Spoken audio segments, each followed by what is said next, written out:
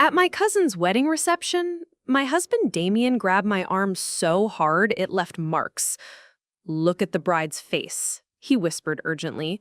"That's not happiness." I thought he was being dramatic, but when I discovered what he'd noticed, I realized we'd just witnessed something that would tear our family apart forever. The morning started like any other Saturday in late September. Coffee brewing in our little kitchen in Millbrook, sunlight streaming through the gauze curtains I'd hung 3 months ago when we moved into this rental house. Damien was already dressed, adjusting his tie in the hallway mirror for the third time. He always did that when he was nervous about social events, especially family ones. Not his family, mine.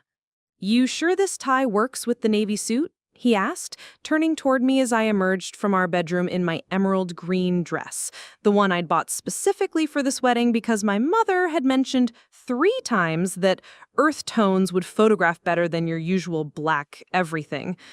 I walked over and straightened his collar, even though it didn't need straightening.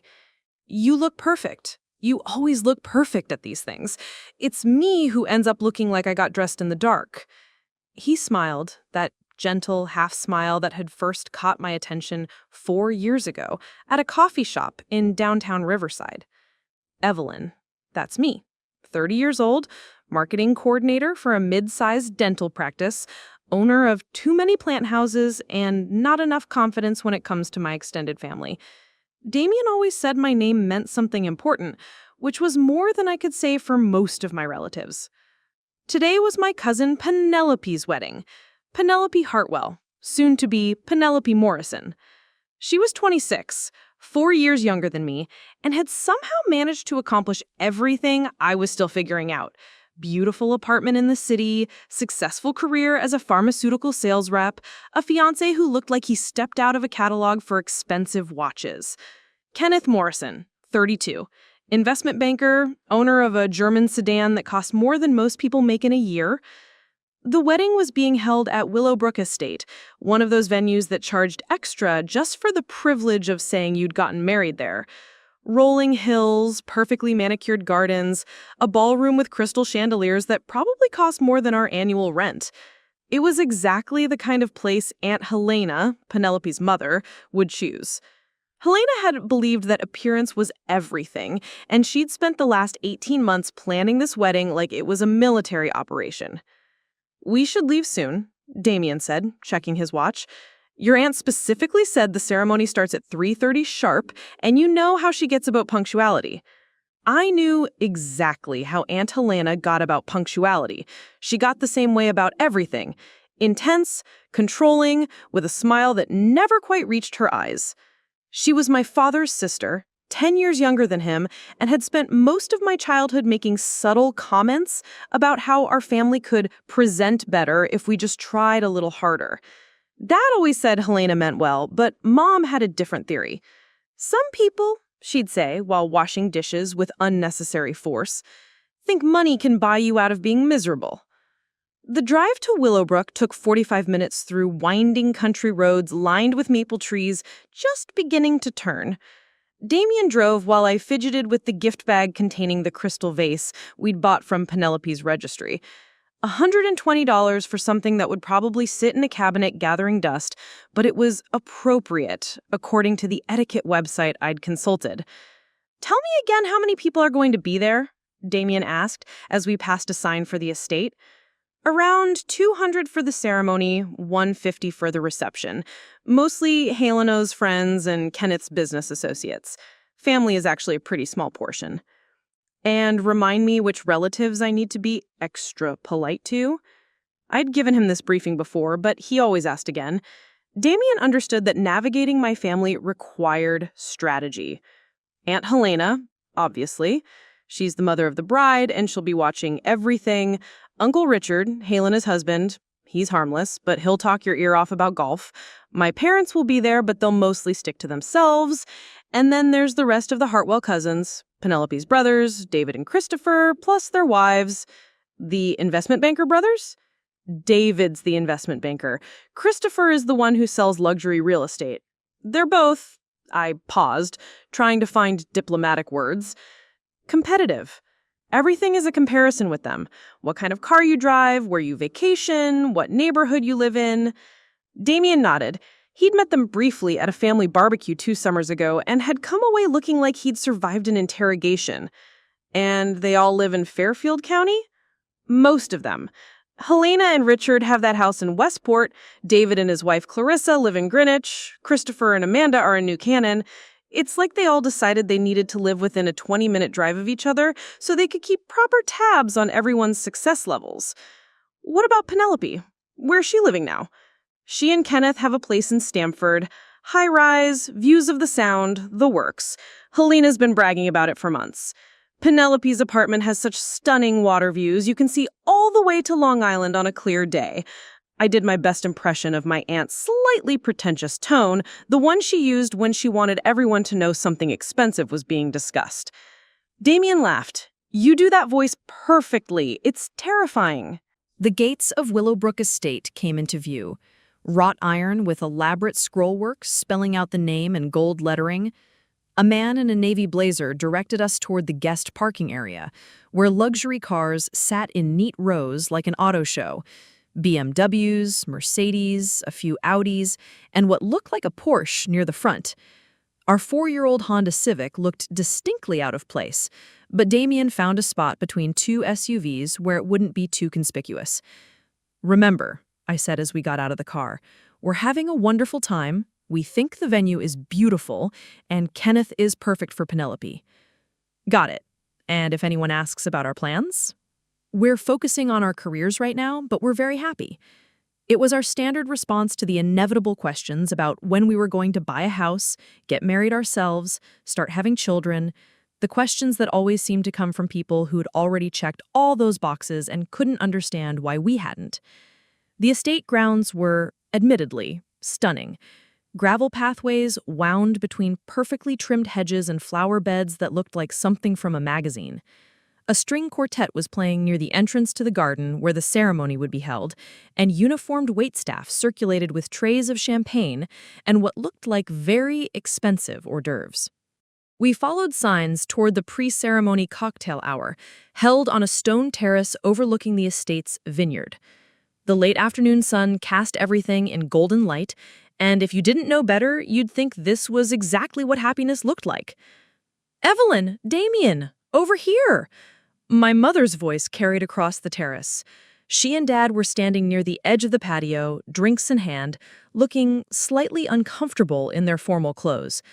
Mom was wearing the navy dress she'd bought for my college graduation 6 years ago, and Dad had on his funeral suit. They looked like exactly what they were. Middle-class people doing their best to fit in at an upper-class event. "You made it," Mom said, giving me a hug that smelled like her usual perfume mixed with nervous perspiration. "The drive wasn't too bad?" "Fine. Traffic was light." I kissed her cheek and noticed she was already on her 2nd glass of wine, judging by the slight flush in her cheeks. Mom always drank a little more at family events. "You look nice." "Thank you, sweetheart. Your aunt was just telling everyone about the flowers. Apparently they flew them in from some special farm in Oregon. The budget for this thing." She shook her head slightly, then caught herself. "But it's beautiful, really beautiful."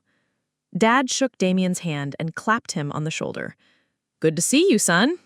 How's work treating you?" Damien managed the IT department for a regional insurance company. It was steady, well-paying work, but it wasn't the kind of job that impressed people at events like this. "Can't complain. Busy, but that's good for job security." "That's the right attitude," Dad said. "Honest work, steady paycheck. That's what matters." Before anyone could respond, a familiar voice cut through the ambient conversation. "Well, look who decided to join us." Aunt Helena appeared at my shoulder as if she'd materialized from thin air.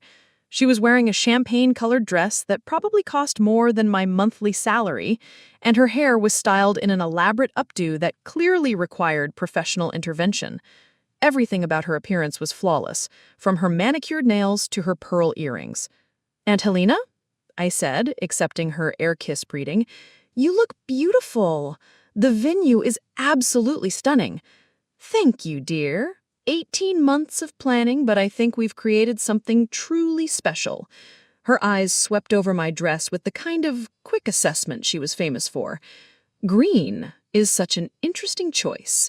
Very bold. It wasn't a compliment. Helena had a gift for making neutral statements sound like gentle criticisms. "Where's Penelope?" I asked, trying to redirect the conversation. I'm dying to see her dress. "She's having some final photos taken in the bridal suite. The photographer is absolutely divine. We flew him in from Manhattan. He's done work for several celebrities." Helena's voice carried just loud enough for nearby conversations to pause. "Penelope looks like an absolute vision. The dress is Vera Wang, of course, custom fitted." "Of course," I murmured. "And Kenneth is beside himself with excitement. Have you met him yet, Damien?" "Briefly, at the barbecue last summer." Such a successful young man. Harvard Business School, you know. His firm manages portfolios for some very exclusive clients. Helena had a way of sharing information that felt less like conversation and more like a press release. They're honeymooning in the Maldives, 2 weeks in an overwater villa. Kenneth spared no expense. Mom shifted uncomfortably beside me.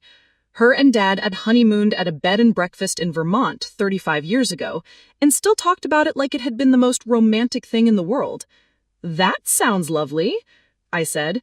"Penelope is just so fortunate. Kenneth is everything a girl could want. Handsome, successful, devoted. And the proposal. He arranged for a private dinner at that restaurant on the top floor of the Meridian Tower. Penelope said the view was breathtaking." "Romantic?" Damien said politely. "Indeed. And they're already looking at houses in Greenwich. Kenneth wants to be closer to his office. And Penelope, well, she's always loved that area.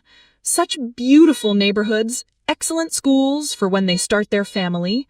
Curated updates about Penelope and Kenneth's perfect life, while the rest of us nodded and made appropriate sounds of admiration. It was exhausting in the way that family conversations often were, not because anyone was being particularly awful, but because every word felt loaded with subtext about success and choices, and the various ways people could be found wanting. Eventually, Helena excused herself to check on some detail with the caterer, and we were left standing on the terrace watching other guests arrive. More luxury cars, more people in expensive clothes, more air kisses, and carefully modulated conversations about real estate values and vacation destinations. "She's something else," Damien said quietly once Helena was out of earshot. "She means well," Mom said automatically, though her tone suggested she wasn't entirely convinced. "She does," I agreed, though I wasn't convinced either. "She just has high standards." "For everything except emotional intelligence," Dad muttered into his drink. The string quartet transitioned into something classical and recognizable, which seemed to be the cue for guests to begin moving toward the ceremony space. We followed the crowd through an archway covered in white roses and found ourselves in a garden that looked like something from a fairy tale. White chairs arranged in perfect rows, an altar decorated with more flowers than most florists see in a month, and a string quartet positioned discreetly behind a cluster of ornamental trees. We found seats in the middle section, close enough to see everything, far enough back to avoid any pressure to look particularly enthusiastic. The guest list was exactly what I had expected. Helena's social circle, Kenneth's business associates, a smattering of actual family members looking slightly overwhelmed by the grandeur of it all. At exactly 3:30, the music changed to something more formal, and the wedding party began their procession. Kenneth's groomsmen came first, all looking like they'd been ordered from the same catalog. Tall, well-groomed, expensive suits, confident smiles.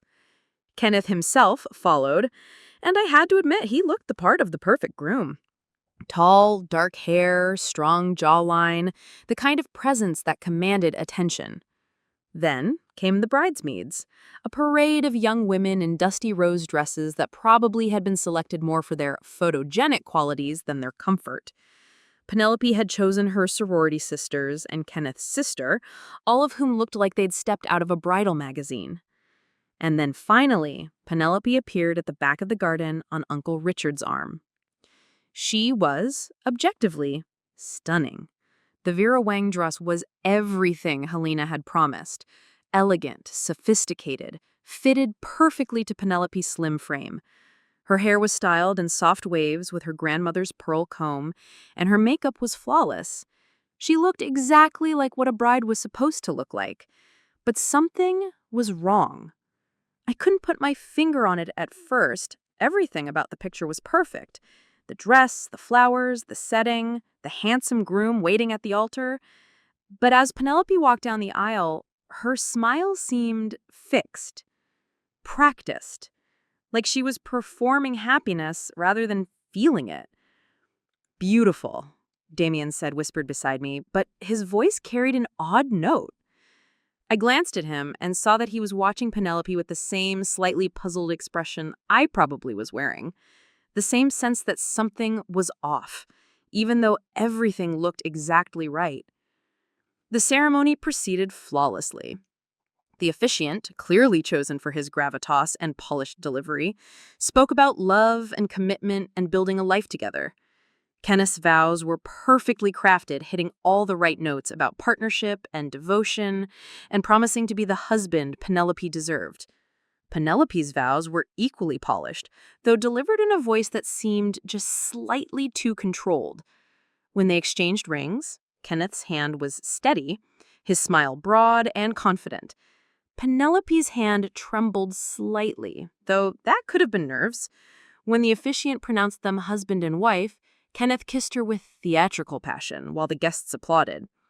Everything was perfect. Everything looked exactly like happiness. So why did I have the nagging feeling that we were all watching an elaborate performance? The recessional music began, and the new Mr. and Mrs. Morrison walked back down the aisle together, waving and smiling at their guests.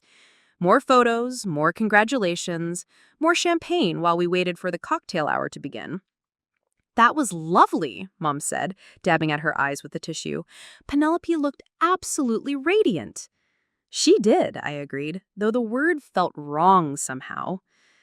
"Kenneth seems like a good man, steady, successful." "Very," Damien said, but again, that odd note in his voice. As we moved toward the reception area, following the crowd toward another round of champagne and carefully arranged small talk, I found myself thinking about the expression on Penelope's face during the ceremony. The perfect smile that never quite reached her eyes. The way her hand had trembled when Kenneth slipped the ring onto her finger. The slight pause before she had said, "I do," as if she had to remind herself to speak. Maybe I was overthinking it. Maybe every bride felt nervous on their wedding day.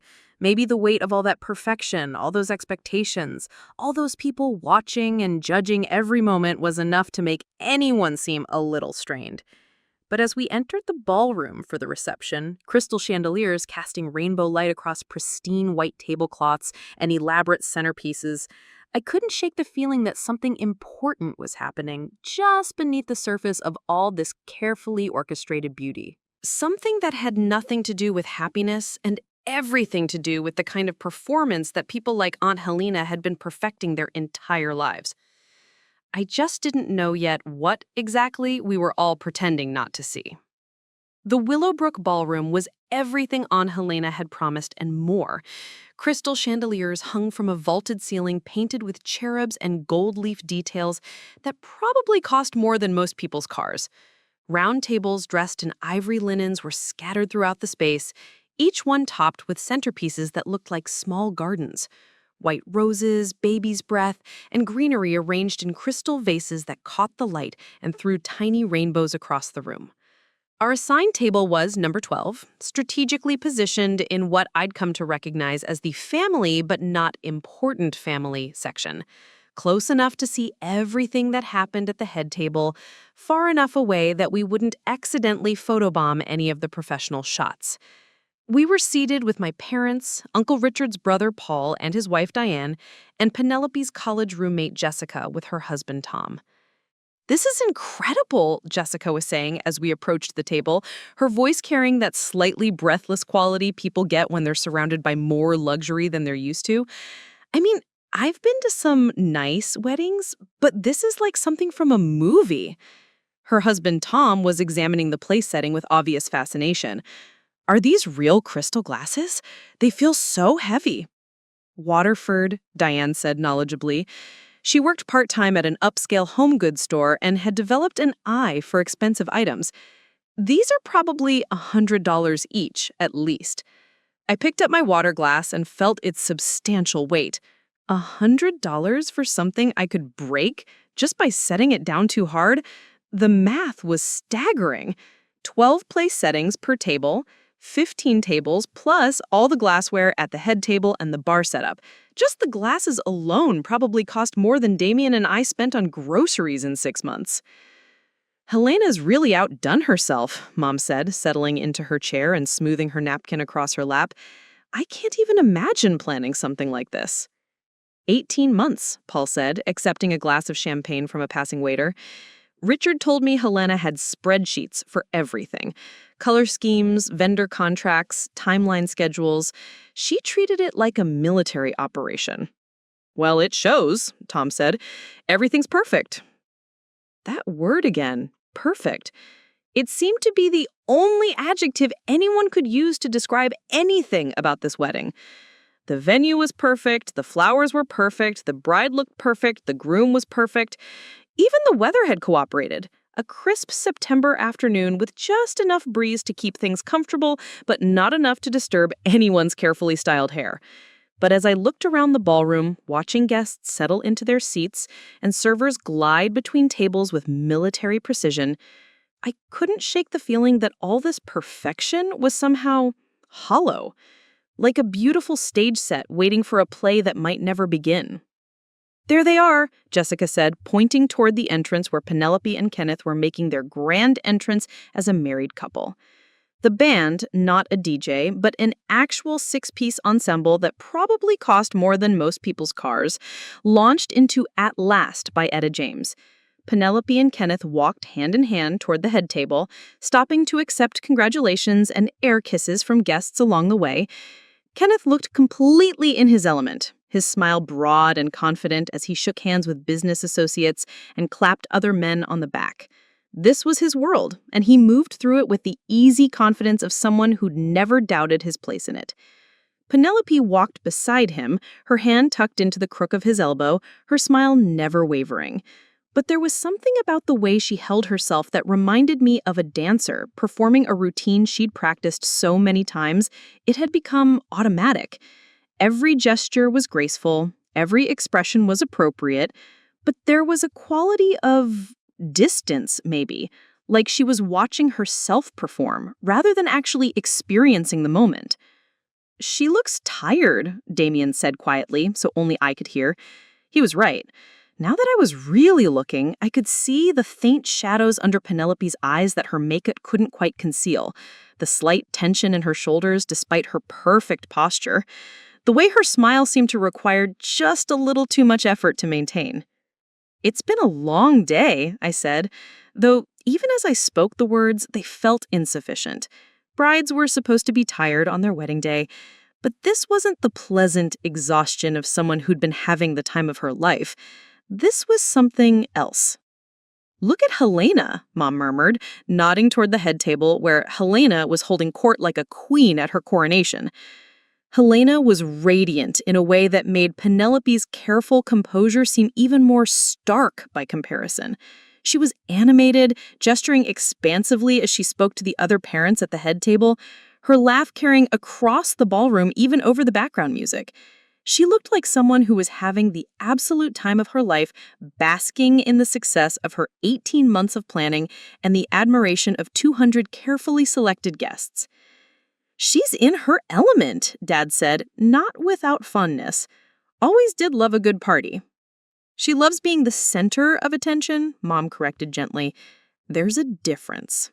Uncle Richard sat beside his wife, nodding along with whatever story she was telling, occasionally chiming in with a detail or correction.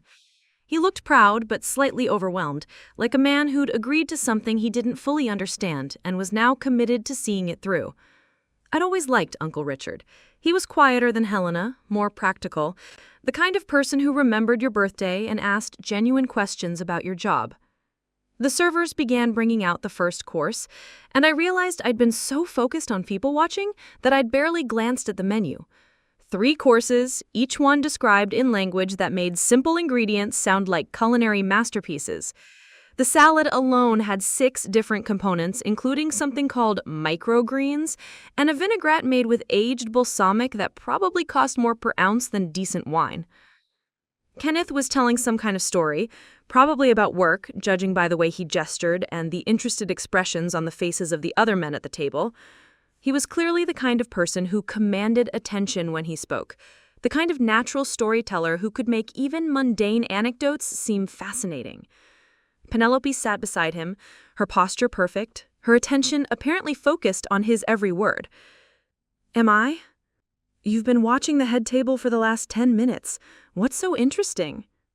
I couldn't explain it without sounding paranoid or judgmental. What was I supposed to say? That I thought the bride looked unhappy at her own wedding? That something about Kenneth's confident charm was making me uncomfortable? That the whole perfect tableau felt somehow wrong in a way I couldn't articulate? "Just watching the family dynamics," I said finally. "You know how it is at these things." Damien nodded, but he didn't look entirely convinced. He'd gotten good at reading my moods over the past 4 years, and he could probably tell that whatever I was thinking went deeper than idle curiosity about family dynamics. But at the head table, something was shifting. Kenneth had finished his story and was now listening to one of the other men, but his attention seemed divided. He kept glancing at Penelope, and there was something in those glances that made me uncomfortable. Not affection or concern, but something more like assessment. Like he was monitoring her performance and finding it somehow lacking. Penelope seemed to sense his attention because her smile became even more fixed, her posture even more perfect.